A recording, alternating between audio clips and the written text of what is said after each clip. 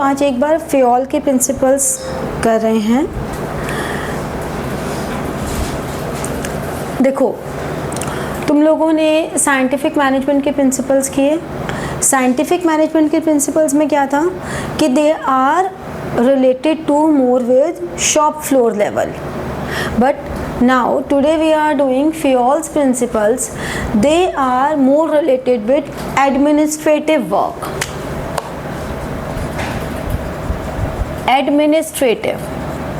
They are more related with administrative work, means they are more related with top level management. So before starting Fayol's principle, Fayol के बारे में थोड़ी बातें ज़रूरी हैं जाननी। जैसे कि फुल नेम इनका है हेनरी फेयोल। कभी भी बहुत डिटेल्ड क्वेश्चंस तो नहीं आते, लेकिन एमसीक्यूज में ये बातें पूछी जाती हैं। मेनली जब आप लोग सीयूटी का एग्ज़ाम देते हो तो जो हमारे फैक्ट्स बेस्ड क्वेश्चंस हैं वो ज़्यादा पूछे जाते हैं, और ऐसा नहीं हो सकता है कि सीयूटी के एग्ज़ाम की प्रिपरेशन एक ही महीने में हो जाती है।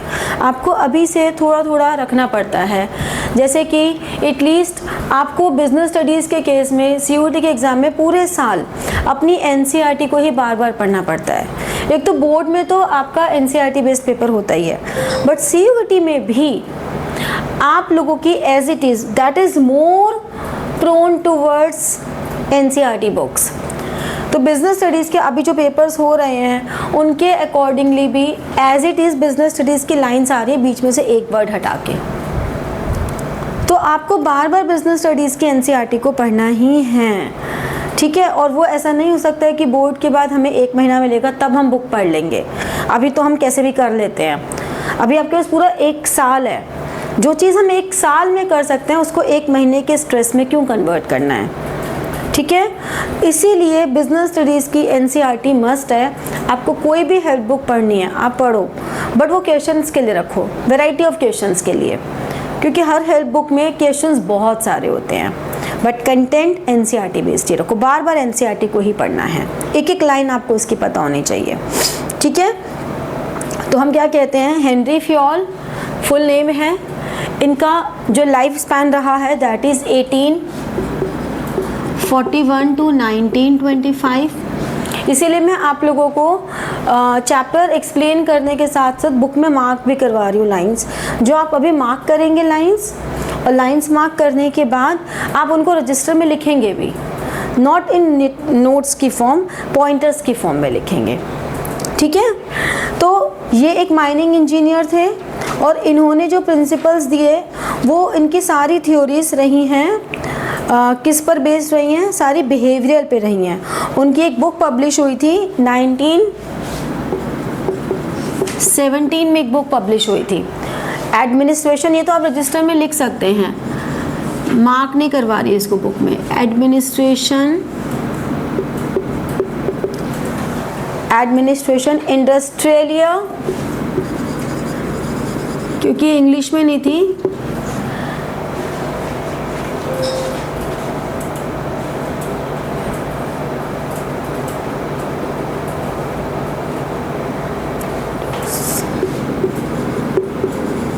इंडस्ट्रियले एट जनरले।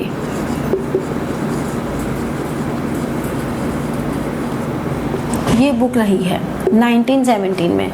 इसको इंग्लिश में बाद में ट्रांसलेशन भी किया गया था जिसका नाम था जनरल एंड इंडस्ट्रियल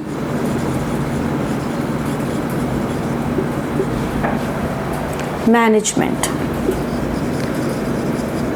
और ये बुक इनके जाने के बाद 1925 तक इनकी लाइफ स्पैन थी, इनके जाने के बाद 1949 में इंग्लिश में ट्रांसलेट हुई है, ठीक है। तो नॉर्मली हम जब फंक्शंस ऑफ मैनेजमेंट पढ़ते हैं, हम पढ़ते हैं planning, organising, staffing, directing and controlling. हम ये पढ़ते हैं ना, planning, organising, staffing, directing and controlling. ये 5 हमने फंक्शंस ऑफ मैनेजमेंट पढ़े चैप्टर 1 में। लेकिन फियोल ने जब इनिशियली दिए, यानी कि फियोल फर्स्ट थे जिन्होंने फंक्शंस ऑफ मैनेजमेंट दिए, first to identify.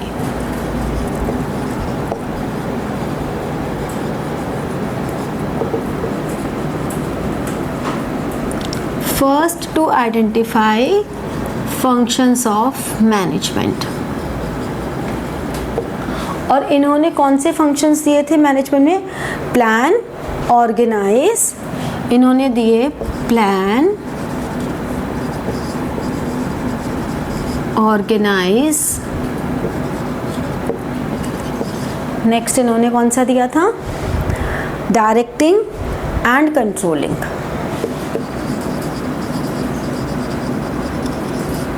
Directing and controlling. उनके हिसाब से जो स्टाफिंग है उसको अलग से फंक्शन की ज़रूरत नहीं है। जब हम ऑर्गेनाइज कर रहे हैं, ऑर्गेनाइजिंग में हम क्या करते हैं? आइडेंटिफाई करते हैं all the activities to be performed, grouping करते हैं, डिपार्टमेंटेशन बनाते हैं, स्ट्रक्चर ऑफ ऑर्गेनाइजेशन डिसाइड करते हैं। तो वो कहते हैं स्ट्रक्चर ऑफ ऑर्गेनाइजेशन डिसाइड करने के बाद उन पे फिलिंग भी ऑर्गेनाइजिंग में ही हो जाती है और डायरेक्टिंग में फिर हम उनको ट्रेनिंग दे देते हैं। तो उन्होंने स्टाफिंग का कुछ पोर्शन ऑर्गेनाइजिंग में और कुछ पोर्शन डायरेक्टिंग में डाल दिया था। लेकिन बाद में जब और रिसर्चेज हुई तो ये लगा कि नहीं, हमें 4 की जगह 5 फंक्शंस रखने चाहिए। ठीक है। अब इसके बाद एक चीज़ और थी,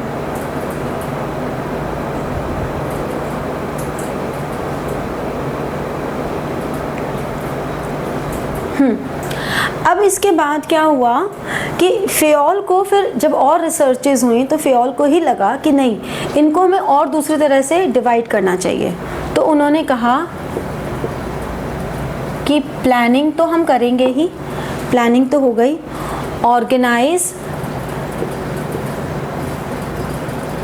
ऑर्गेनाइज करो, फिर कमांड करो। अब यहाँ पे कमांड भी आ गया, फिर कोऑर्डिनेट,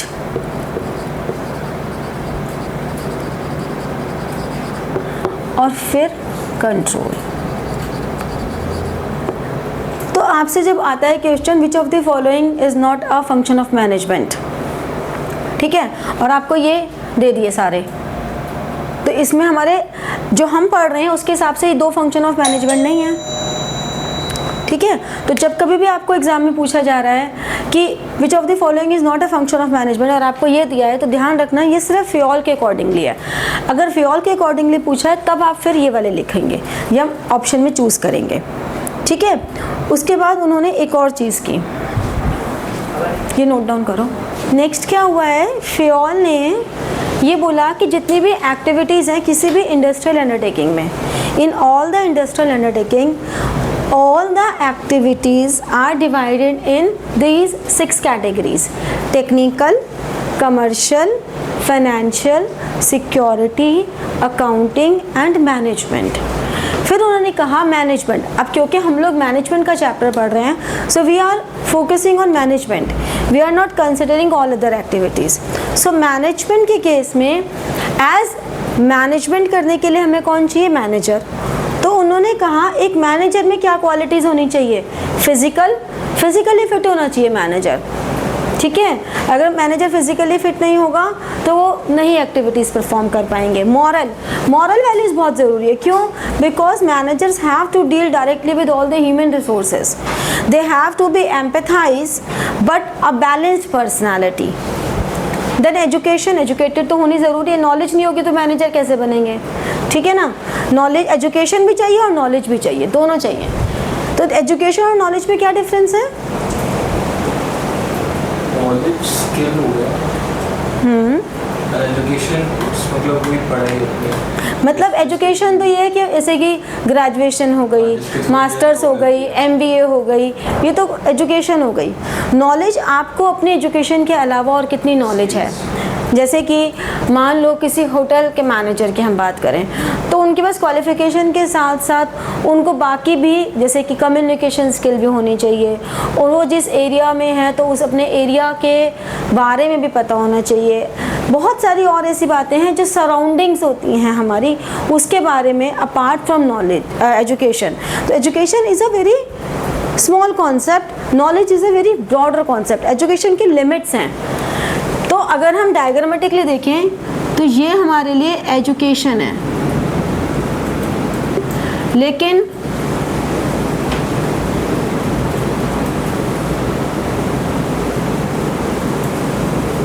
ये सब ये हमारे लिए नॉलेज है।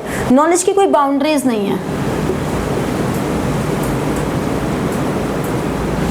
This is our education. Education की एक बाउंड्री है कि आपको ये सिलेबस है, आपको इस सिलेबस में रह के काम करना है, इतना ही पढ़ना है, इसका एग्ज़ाम देना है। तो एजुकेशन की एक बाउंड्री है। नॉलेज की कहीं कोई बाउंड्री नहीं है। Knowledge is boundary less. कहीं से भी कोई भी नॉलेज अंदर आ सकती है, ठीक है। कोई एग्ज़ाम नहीं हो रहा नॉलेज का आपकी। तो knowledge is a very broader concept, कोई लिमिट्स नहीं है, लिमिटलेस है।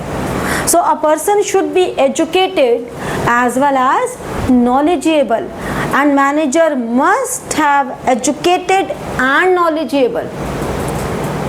ठीक है ना। आप लोगों को न्यूज़पेपर पढ़ने को क्यों बोलते हैं? एजुकेटेड होने के लिए नहीं पढ़ते। किसके लिए पढ़ते हो? नॉलेज के लिए पढ़ते हो। आप लोगों को जो बोलते हैं कि न्यूज़पेपर पढ़ो, तो एजुकेटेड होने के लिए नहीं पढ़ रहे। हम न्यूज़पेपर को नॉलेज गेन करने के लिए पढ़ रहे हैं। समझ में आया डिफरेंस? फिर एक्सपीरियंस। जैसे जैसे आपको एक्सपीरियंस होता है, you know the various situations and you know the ways how to deal with. So you know various ways as you more experienced. So for some position, experienced people required. Why? Because experience cannot be studied through books. आप 100 case studies भी पढ़ लोगे तब भी आपको वो experience नहीं होगा जो आप एक केस स्टडी खुद से सॉल्व करके ले लोगे। आपने क्वेश्चन सॉल्व करने हैं, आपने क्वेश्चन आंसर्स पढ़ लिए, आपने 50 क्वेश्चन आंसर्स पढ़ लिए, आपको लगेगा मैंने हर वैरायटी के क्वेश्चन आंसर पढ़ लिए, बट जब तक आप उन्हें लिखेंगे नहीं तब तक आप एक्सपीरियंस नहीं करेंगे कि लिखते समय क्या प्रॉब्लम्स आती हैं। आपने 10 क्वेश्चन आंसर्स में लिख लिए ना, तो आपको वो ज़्यादा एक्सपीरियंस मिलेगा instead of reading 50 questions. So that's why for experience practical things is more important. ठीक है। फर्स्ट प्रिंसिपल क्या है फ्योल का? Division of work. So mark important lines. Division of work का मतलब क्या है? To divide all the work in small task on the basis of specialisation. ठीक है। तो जैसे mark it, work is divided into small task,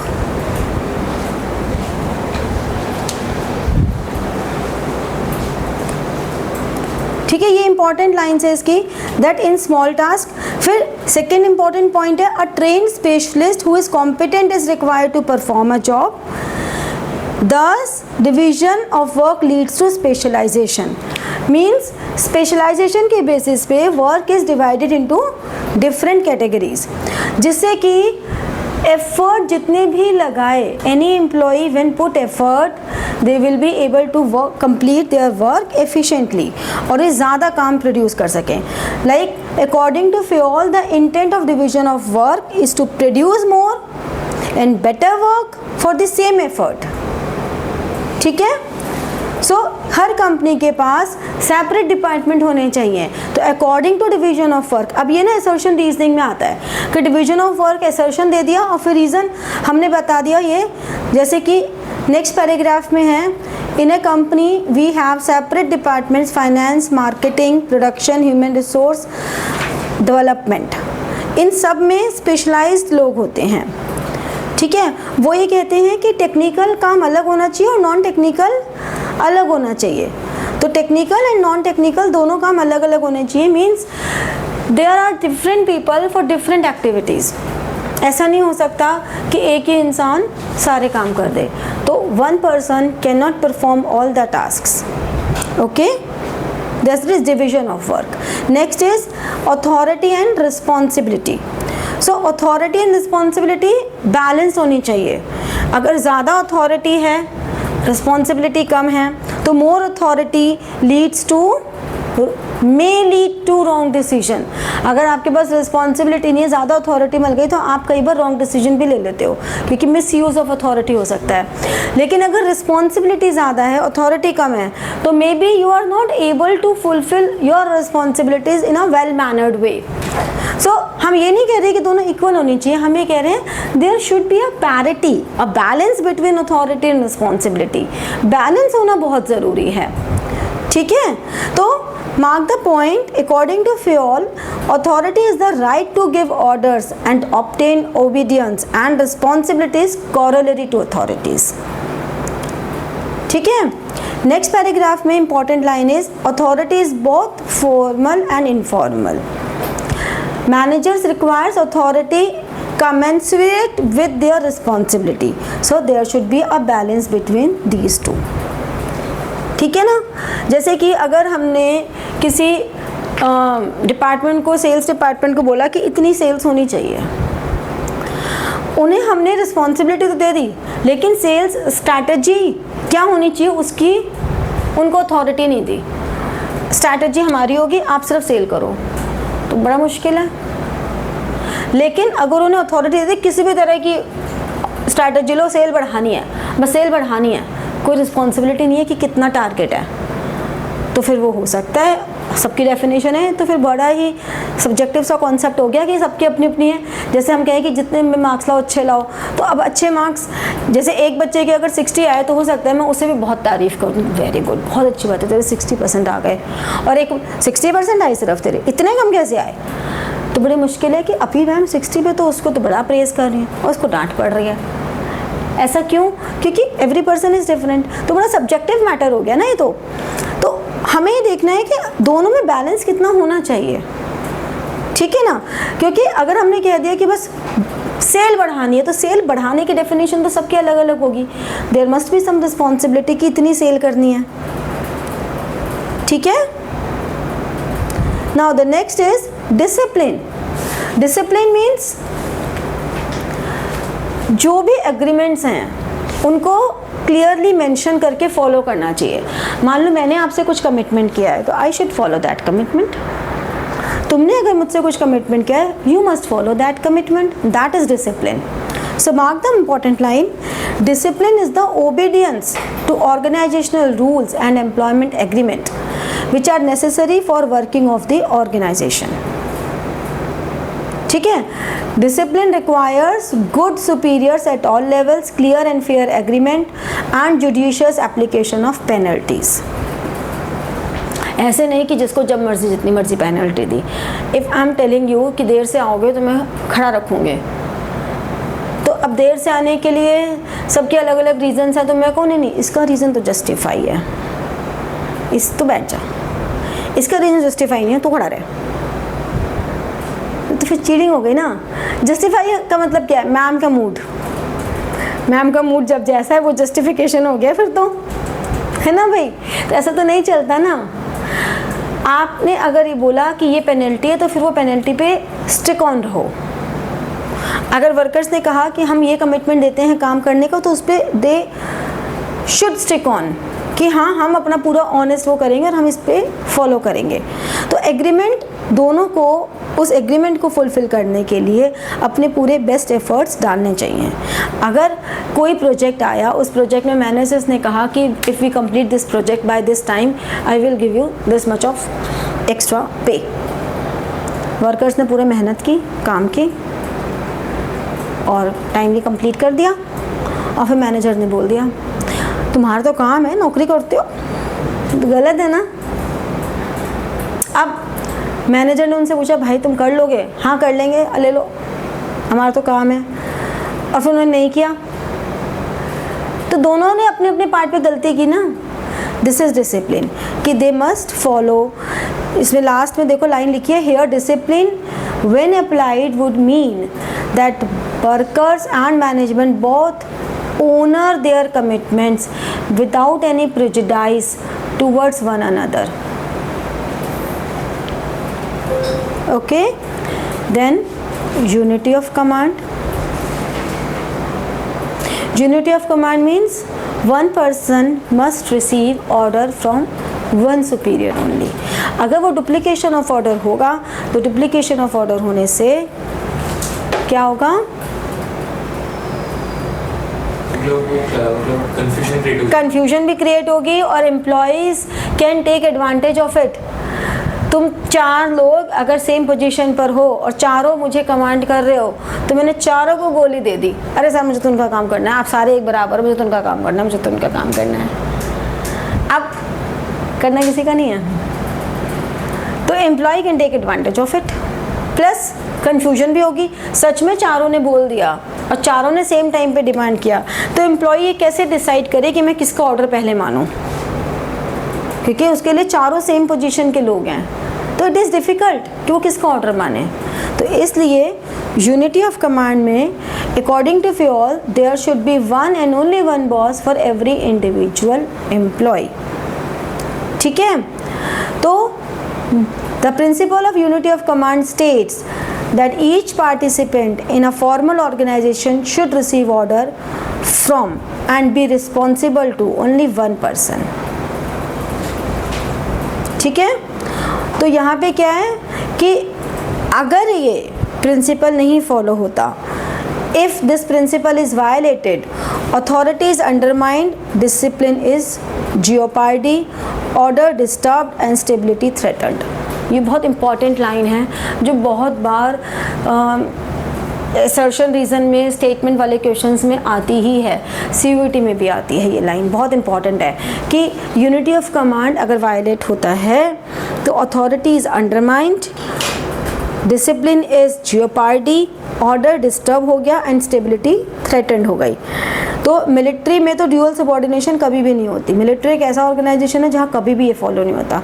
बाकी non defence वाले में तो फिर भी ऐसा हो जाता है, बट मिलिट्री में कभी ऐसा नहीं होता, क्योंकि वहाँ पे तो लाइफ स्टेक पे लगी होती है, तो कभी भी ड्यूअल सबऑर्डिनेशन नहीं होता। फिर unity of direction. Unity of direction कहता है one head one plan.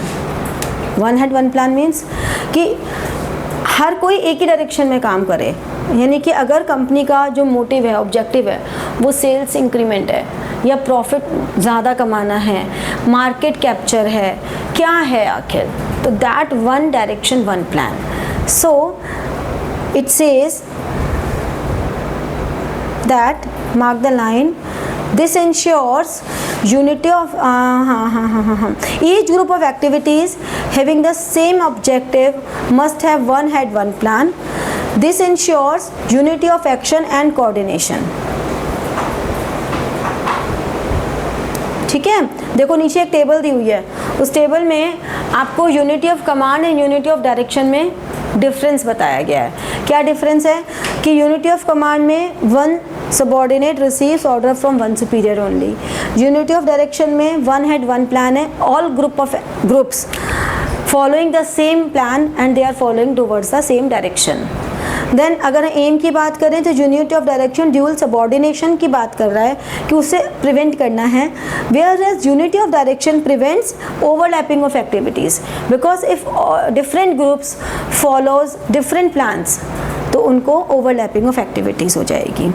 Implications क्या हैं कि it affects individual employee. Unity of command की इम्प्लीकेशन ये है कि एक एम्प्लॉय पे, इंडिविजुअल एम्प्लॉयज़ पे इम्पैक्ट डालता है, जबकि यूनिटी ऑफ डायरेक्शन में इंटायर ऑर्गेनाइजेशन पे इम्पैक्ट आता है, क्योंकि पूरी ऑर्गेनाइजेशन, पूरा का पूरा डिपार्टमेंट ही डिफरेंट डायरेक्शन में जा रहा है ना, इसलिए।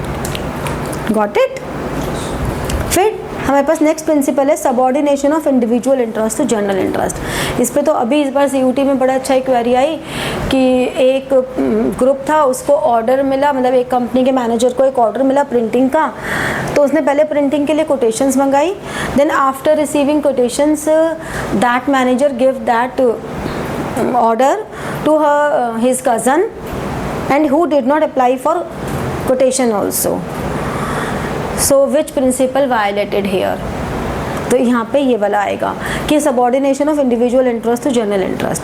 उन्होंने क्या किया, उन्होंने इंडिविजुअल खुद के इंटरेस्ट का ध्यान रखा, जनरल इंटरेस्ट को नहीं फोकस किया। ठीक है, so the interest of our organisation should take priority over the interest of an individual. ठीक है ना, हर एक इंडिविजुअल का कुछ ना कुछ इंटरेस्ट होता है हर एम्प्लॉय में। जैसे कि किसी का है कि हमको सैलरी अच्छी मिले, किसी का वर्किंग एनवायरनमेंट अच्छा मिले, ठीक है ना, किसी की डिमांड हो सकती है कि उसको वर्किंग आवर्स उसके डिफरेंट हों। तो हर एम्प्लॉय का अपना अपना एक मोटिव होता है हर ऑर्गेनाइजेशन में काम करने का, and that should be considered. हम ये नहीं कह रहे कि उसको इग्नोर करो, क्योंकि अगर हमारे एम्प्लॉय सेटिस्फाई नहीं होंगे तो कोई भी ऑर्गेनाइजेशन कभी रन नहीं कर सकती, because any organisation always gets success only because of employees. ये बात एक ऑर्गेनाइजेशन को समझनी बहुत ज़रूरी है। अब बट हम अपने एम्प्लॉयज़ के बेसिस पे करेंगे तो हम उनको इतना प्रायोरिटी पे नहीं कर सकते कि ऑर्गेनाइजेशन का ऑब्जेक्टिव हम इग्नोर कर दें। ऑर्गेनाइजेशन के ऑब्जेक्टिव में पूरे ग्रुप का ऑब्जेक्टिव है, उसको इम्पोर्टेंस देनी सबसे ज़्यादा ज़रूरी है, with consideration to individual objective. तो हमको इंडिविजुअल ऑब्जेक्टिव को इम्पोर्टेंस देनी है, बट पहले ग्रुप को देना है और फिर इंडिविजुअल को देना है। So this is an important line in the next paragraph. In all the situation the interest of group or company will supersede the interest of one individual. This is so because larger interest of the workers and stakeholders are more important than interest of one person. तो हमारे लिए वो कितने भी important हों, लेकिन we cannot give them importance in comparison to company. Company का interest हमेशा पहले आता है, ठीक है। तो कभी भी ये देखो, ये जो अभी मैंने केस स्टडी बताई थी वो उसमें ये वाली लाइन्स इंपॉर्टेंट है। नेक्स्ट पेज पे, a manager can ensure this by his or her exemplary behaviour. For example, he or she should not fall into temptation of misusing his or her powers for individual family benefit at the cost of larger interest. तो उसने अपने cousin को वो contract दे दिया, यानी कि उसने अपने फैमिली मेम्बर को इंटरेस्ट दिया ना, फेवर दिया, दैट इज़ रॉन्ग। ऐसा नहीं करना, ठीक है। नेक्स्ट हमारे पास आता है रेम्यूनरेशन ऑफ एम्प्लॉयज। तो रेम्यूनरेशन का मतलब क्या हुआ? Pay and compensation.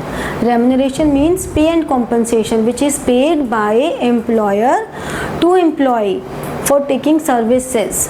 एम्प्लॉय जो अपनी सर्विसेज दे रहा है एम्प्लॉयर को, वो सर्विसेज के बदले employer is paying some money to employee, that is called remuneration. Remuneration कैसा होना चाहिए? जो उसकी बेसिक नीड्स को फुलफिल कर सके। यहाँ पे हम ये नहीं कह सकते रेम्यूनरेशन सबका बराबर होना चाहिए, क्योंकि that is not possible. Remuneration is based on experience, qualification, education, all these are the parameters कि किसका इंटेलेक्चुअल लेवल कितना है, उसके बेसिस पर ही तो रेम्यूनरेशन डिसाइड होता है। तो सारे एम्प्लॉयज़ का रेम्यूनरेशन सेम नहीं हो सकता, बट इतना तो होना चाहिए कि उनको एक मोटिवेशन फील रहे कि हाँ हम काम कर रहे हैं तो हमें कुछ मिल रहा है। तो ये तो देखना बहुत ज़रूरी है ना। So market remuneration, the overall pay and compensation should be fair to both the employees and the organization. ना तो ऑर्गेनाइजेशन को ऐसा लगे देने में कि oh my god this is too high, और ये हमसे इतने पैसे लेते और ये काम नहीं करता कुछ हमारा। एम्प्लॉय को भी नहीं लगना चाहिए कि हमसे इतना काम ले रहे हैं और इतना कम पैसे दे रहे हैं। मीन्स ऐसा होना चाहिए जो दोनों को फेयर लगे, ठीक है ना। Means employee should be paid fair wage which should be give them at least a reasonable standard of living, and that should at the same time it should be within the paying capacity. तो ये word बिल्कुल mark कर लो, just and equitable, क्योंकि just and equitable word जो आता है ना, जैसे ये वर्ड किसी क्वेश्चन में आता है तो एकदम से बच्चे जो गलती करते हैं वो प्रिंसिपल ऑफ इक्विटी को समझ लेते हैं, क्योंकि इक्विटेबल वर्ड आया हुआ है ना, तो बच्चे उससे कंफ्यूज हो जाते हैं, वो इक्विटी को मार्क कर देते हैं। That is wrong. Just and equitable word is associated with remuneration of employees. तो ये अपनी मार्क कर लो एनसीईआरटी का पॉइंट, ठीक है। फिर नेक्स्ट हमारे पास है सेंट्रलाइजेशन एंड डिसेंट्रलाइजेशन। ये जो पॉइंट है centralisation and decentralisation, that is in relation to decision making power. Centralization means decision making power lies with one person only, and decentralization means decision making power spread to many. तो हम क्या कहेंगे? The concentration of authority, decision making authority is called centralization, whereas the dispersal among more than one person is known as decentralization. तो Fayol ने क्या कहा? Fayol ने कहा there is a need to balance subordinate involvement through decentralization with managers and retention of final authority through centralization। मतलब वो ये कह रहे हैं कि ठीक है, आप अपने एम्प्लॉयज़ को, अपने कुछ मैनेजर्स को डिसीजन मेकिंग पावर दो, बट दैट फाइनल डिसीजन हमेशा बॉस का ही होना चाहिए, जिससे कि कहीं भी डिग्री ये ना हो कि डिसीजन हमें पता ही नहीं कि हमारे ऑर्गेनाइजेशन में डिसीजन लिया जा रहा है। तो that should be under supervision, under consideration with the centralisation. बाकी ये सारी चीज़ें डिपेंड करती हैं आपका ऑर्गेनाइजेशन कितना बड़ा है। अब अगर मान लो टाटा है, टाटा के कितने सारे ऑर्गेनाइजेशंस हैं, अब उनके अगर हर डिसीजन के लिए बिल्कुल जो उनके सीईओ हैं उनको रेफ़र करने लग जाएंगे, तब तो बड़ा मुश्किल काम है, वो तो फिर पॉसिबल ही नहीं है। तो इसलिए वहाँ तो उन्हें डिसेंट्रलाइजेशन ज़्यादा करना ही करना पड़ेगा। तो इट ऑल डिपेंड्स कि आपका ऑर्गेनाइजेशन का साइज़ कितना बड़ा है, ठीक है ना। So the degree of centralisation will depend on circumstances and in the large organization more centralization than in compared to small organization, ठीक है। now the next is scalar chain। scalar chain क्या कहती है? scalar chain ये कहती है line of communication बताती है। वो कहती है ये A, B, C और ये D, E, F और G। तो लाइन ऑफ कम्युनिकेशन ऐसे जानी चाहिए, ऐसे ऐसे, ये लाइन ऑफ कम्युनिकेशन है, या फिर ऐसे और ऐसे। This is line of communication, this is called scalar chain. लेकिन अब अगर इसमें B एंड F को आपस में कोई बात करनी है, कोई इंफॉर्मेशन शेयर करनी है, तो B और F डायरेक्टली आपस में इंफॉर्मेशन शेयर कर सकते हैं। क्यों? Because they both are on the same level. तो इससे हम कहते हैं गैंग प्लैंक। अब इसके बाद अगर मान लो B और E को करनी है, तो they have one way, B, F then E, this is one. Another is B to C and then to E। तो यानी कि या तो B अपने पैरेलल वाले को बोले, वो उसको बोल दें, या B अपने ऊपर वाले को बोले, वो अपने पैरेलल को बोल दें। Either of the way they can communicate with each other. This is called scalar chain, ठीक है।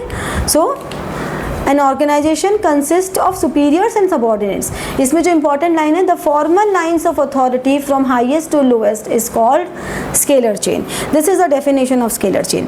According to Fayol, organization should have a chain of authority and communication that runs from top to bottom and should be followed by managers and the subordinates, ठीक है। ये हमारे पास scalar chain है। हाँ, boss है, D हमारे लिए boss है। सो नेक्स्ट पेज पर एक लाइन है आपके पास, gangplank is a shorter route and has been provided so that communication is not delayed, ठीक है। Then principle of order, principle of order, order यथास्थान, जिसके लिए सबसे ज़्यादा डांट पड़ती है। जो चीज़ जहाँ से उठाओ वहीं रखो, यानी कि in an organisation there is a specific place for every person and every item, everything, and that everything and every person should be on that place only. Otherwise क्या होगा? बहुत टाइम वेस्ट होगा एंड बहुत chaos हो जाएगा। So according to Fayol, people and material must be suitable places at appropriate time for maximum efficiency. This order states that a place for everything, everyone and everything, everyone in its place. इसे हम कहते हैं orderliness, ठीक है, जिससे कि काम करने में कोई भी तरह की कोई हिंड्रांस नहीं आए, कोई रुकावट नहीं आए। Then equity, equity is good sense and experience, यानी कि according to Fayol this principle emphasise, पहले तो ये लिखो, good sense and experience are needed to ensure fairness to all the employees who should be treated as fairly as possible, यानी कि there should not be any discrimination on the basis of gender, caste, color, कोई racism, कुछ नहीं होना चाहिए ऐसा. तो the principle emphasize that kindliness and justice in behavior of managers towards workers. ठीक है, तो मीन्स नीचे एक लाइन है, there should be no discrimination on account of sex, religion, language, caste, belief और nationality. वो ये कह रहे हैं कि बिल्कुल भी इक्वल होने चाहिए in the eyes of management, everyone should be equal. मतलब हम ये कहें, जैसे कि इसमें केस स्टडी बहुत कॉमन है कि देर आर 2 पर्सन, एक मेल एक फीमेल कैंडिडेट है, they both have same qualification, same experience, same IQ, everything is same, but they provide more salary to male person and with the argument that we can send male person at any point of time anywhere, whereas there are some security issues for females, तो हम इसलिए mail को ज़्यादा salary देंगे, female को कम देंगे. तो अब इस प्रिंसिपल के हिसाब से इज़ इट करेक्ट? क्योंकि उन्होंने तो बड़ा सॉलिड रीज़न दे दिया कि हमारी जॉब प्रोफाइल में कभी भी जाना पड़ सकता है एंड सिक्योरिटी रीज़न है. तो आपने जॉब प्रोफाइल में मेंशन करना था ना कि हमारे पास ये जॉब प्रोफाइल है, तो वो फीमेल ने अगर वो सिक्योरिटी रीज़न देखकर अप्लाई किया है कि I am capable of handling all this security things also, तो आप उनमें डिफ्रेंशिएट नहीं कर सकते ना. ठीक है, सो इसलिए आपको पहले या तो मेंशन करना था कि ओनली मेल रिक्वायर्ड, फिर फीमेल्स अप्लाई नहीं करती, बट अप्लाई करने के बाद, सिलेक्शन होने के बाद, you can't discriminate. Okay, then stability of personnel. Stability of personnel is personal employees होते हैं. स्टेबिलिटी मतलब रुकना, यानी कि जो हमारे एम्प्लॉयज़ हैं वो कितने टाइम तक रुकते हैं, कितने टाइम तक हमारे एम्प्लॉयज़ ऑर्गेनाइजेशन में रहते हैं. ये बहुत इम्पॉर्टेंट है, क्योंकि किसी भी ऑर्गेनाइजेशन में अगर एम्प्लॉयज़ रेगुलरली जाते रहेंगे तो उस ऑर्गेनाइजेशन में स्टेबिलिटी नहीं होने से एक तो दूसरे एम्प्लॉयज़ में डिससेटिस्फेक्शन होगा, प्लस आप नए नए एम्प्लॉयज़ को ट्रेन ही करते रह जाओगे और आपके एम्प्लॉयज़ छोड़ के चले जाएंगे, तो आपकी प्रोडक्टिविटी कम हो जाएगी उससे. So mark, employees turnover should be minimise to maintain organisational efficiency. ठीक है, they should be given reasonable time to show results. Any adhocism in this regard, adhocism मतलब हम temporary किसी को अपॉइंट करते हैं, will create instability and insecurity. ठीक है, तो उनको ये लगेगा कि भाई यहाँ तो ऑर्गेनाइजेशन में कभी भी निकाल सकते हैं. They would tend to leave the organization. Recruitment, selection and training cost will be high. तो किसी भी ऑर्गेनाइजेशन के लिए एम्प्लॉयज़ का बार बार छोड़ के जाना बिल्कुल भी सही नहीं है. This is not good for an organization. Then initiative, हमें अपने एम्प्लॉयज़ को एडोकिज्म, एडोकिज्म मतलब टेम्परेरी किसी को अपॉइंट करना एम्प्लॉयज़ को. Then the next is initiative. Workers should be encouraged to develop and carry out their plans for improvements according to FEOL. Initiative means taking the first step. ठीक है, initiative should be encouraged, but it does not mean going the established practices on the company. मतलब ऐसा नहीं होना चाहिए कि initiative की वाली प्रैक्टिस हम डाल रहे हैं तो इनिशिएटिव इस तरह से लें कि भाई इनिशिएटिव ले रहे हैं तो उन्हीं की बात चली जा रही है. इनिशिएटिव का मतलब है उनको एनकरेज करो कि आप अपने पॉइंट ऑफ व्यूज़ दो, but the last decision authority should be with the superior only. ठीक है, तो उनके लिए सजेशन सिस्टम हम डाल सकते हैं कि आप अपने सजेशन से दो, बट डिसीजन नहीं देना हमें, डिसीजन सीनियर का ही रहेगा. ठीक है, last esprit de corps, team spirit. Management should promote team spirit of unity and harmony among employees. ठीक है, management should promote team work specially in large organisations. इसमें नेक्स्ट हमारे पास है, a manager should replace I with we in all his conversation to foster the spirit in workers. तो this will rise to spirit of mutual trust and belongingness among the team members. तो इससे क्या होगा कि उनको ये लगेगा कि अच्छा हमारी भी इम्पोर्टेंस है।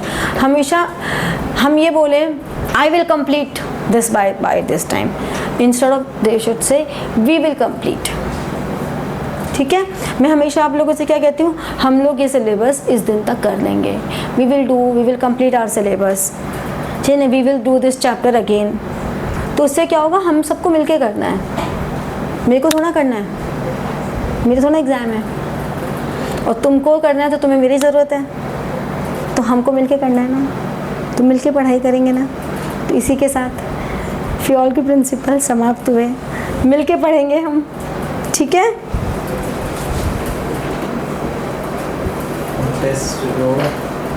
अभी तेरे करूँगी सबसे पहले। चलो अब आप ये सारे जो हैं ये नोट्स लिख लेना, मतलब नोट्स की फॉर्म में मत लिखना प्लीज़, पॉइंटर्स की फॉर्म में लिखना, ठीक है, क्योंकि नोट्स के फॉर्म में बहुत बोरिंग हो जाएगा और नोट्स हमें नहीं चाहिए, हमें पॉइंटर्स चाहिए, ठीक है।